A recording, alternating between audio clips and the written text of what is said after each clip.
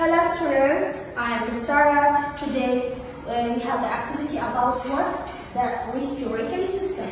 And Eva explained for us what's the respiratory system. Let's start. Hi, I'm Eva from 4A, and today I'm going to be talking about my project.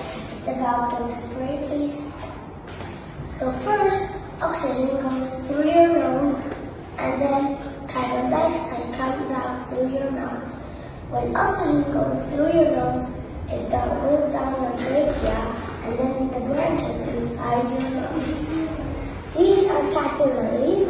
The capillaries are attached to the heart. There's two kinds, veins and arteries. The red ones are arteries, the blue ones are veins. So inside your nose, there's some hairs that are really good for you. So all the bacteria, when you breathe in the oxygen, all of the bacteria goes onto those noses, those hairs. So, and then I'll show you how does the lungs work.